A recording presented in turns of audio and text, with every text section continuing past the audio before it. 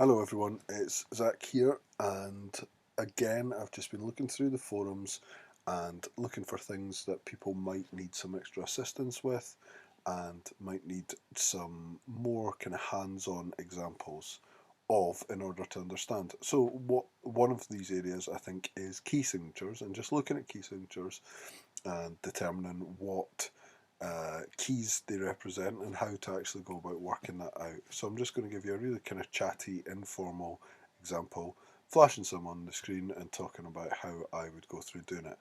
Now, you can find this exercise at musictheory.net. I'd really recommend it as a wonderful resource for you to go to and to use some of the practice exercises that they have.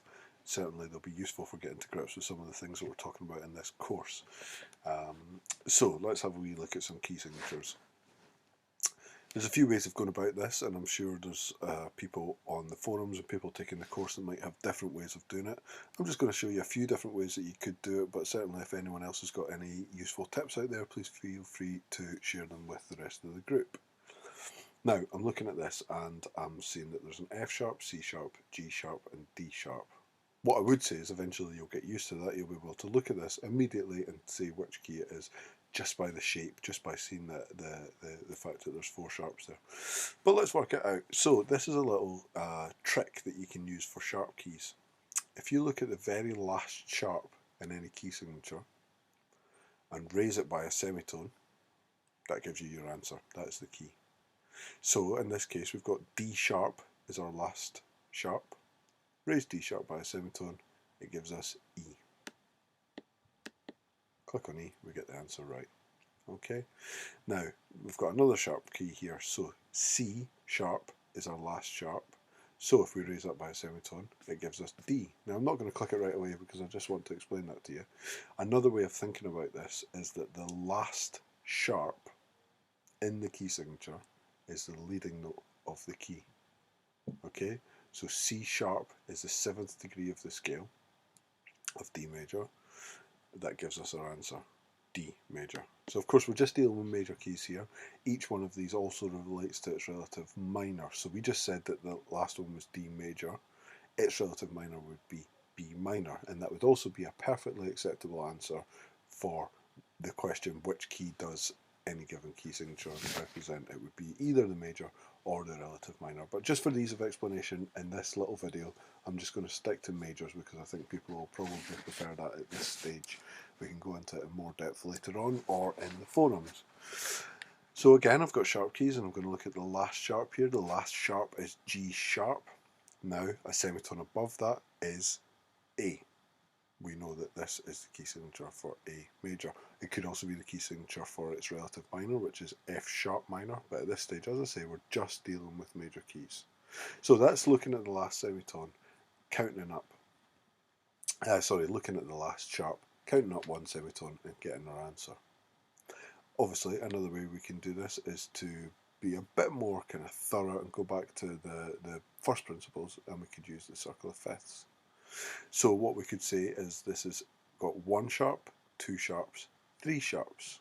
So that is 3 steps clockwise round the circle of fifths from the key of C, which has no sharps or flats. So if we imagine C being at 12 o'clock on the circle of fifths, and we go 1 step clockwise, well, we get C, D, E, F, G. That takes us to G. That would be our first stop. G, A, B, C, D. D would be our second stop.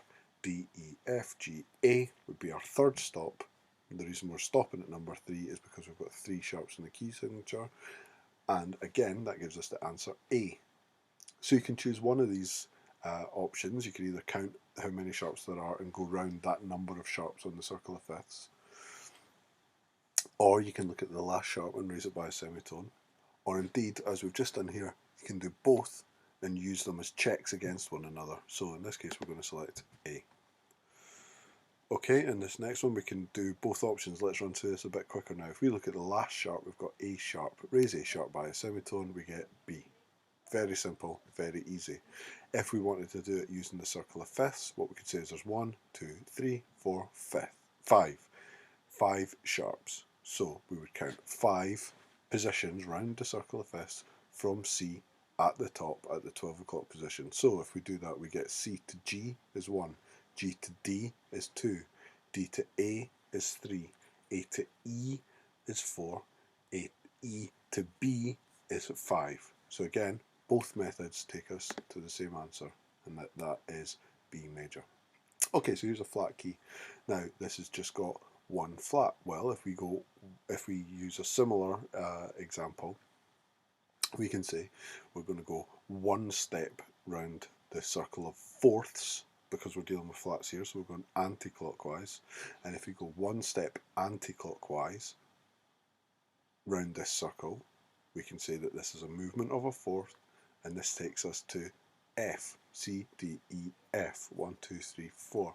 Now, the key signature that just does a B flat is F major. Again, of course, it could be D minor, it's relative, but at this stage we're just going to say that this is F major. So we've just got one flat, we're going to move one step round this circle, anti-clockwise, to get from C to F. F is our answer in this case.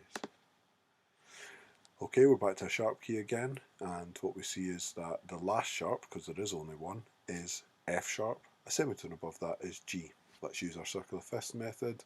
We've got one sharp, so we'll go one position round from C. C to G is one position on the circular fifths, G major. Now, this one, because it doesn't have any sharps or flats, obviously we know that to be C major. Let's skip through this a bit quicker now. We've got two sharps. Last sharp is C sharp, so that means we're going to be D. No sharps or flats, C. Four sharps. We look at the last one. We've got D sharp, up a semitone, that gives us E. No sharps, C. Now this is being presented to me in a random order, that's why we're getting some repetitions here. Three sharps, look at the last one. Last sharp's G sharp, up a semitone from G sharp gives us A. Back to C. Okay, so apologies that the screen has all of a sudden changed, but what I wanted to do is show you just a little bit more of the screen and draw your attention to this area that the cursor's on at the moment. And what this does is it allows you to customize the exercise. So what I'm going to say is we're going to stick to just the treble clef for just now, and we're going to have all of our key signatures. I'm going to click on all these options here. You maybe can't see some of what I'm doing, but all I'm doing is showing you that you can use this menu to customize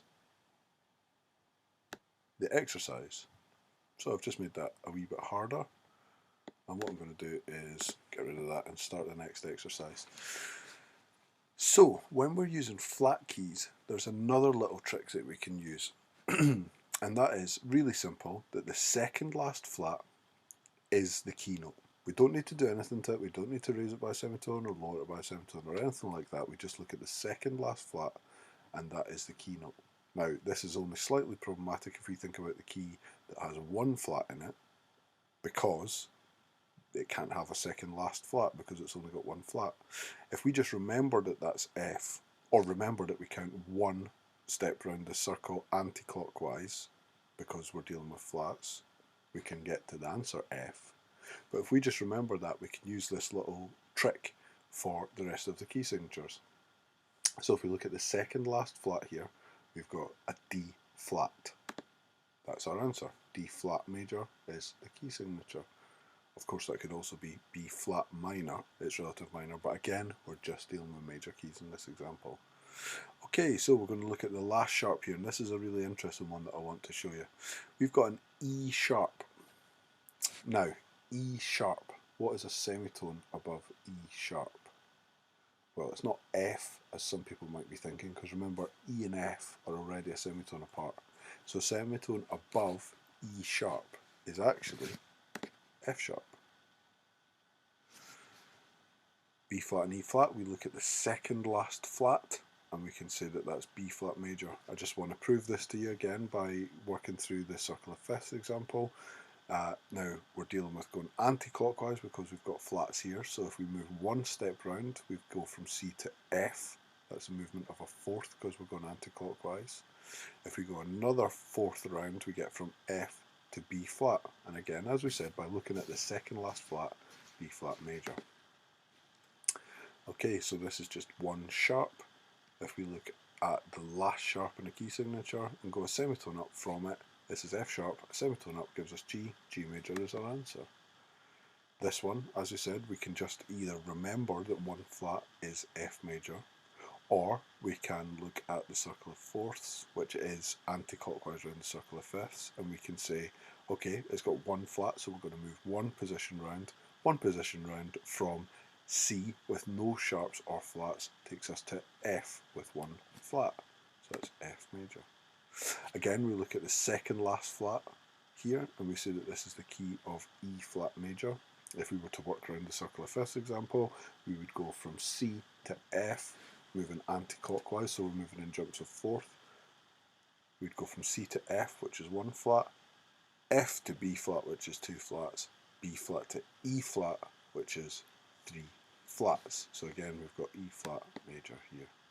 Again, one flat on its own is F major. So we've done quite a lot of examples, and that's why we're starting to get repetitions here. So I'm going to leave that there, and hopefully that will be of use to people. Please feel free to comment or get in touch and let us know if you would like any more examples of this.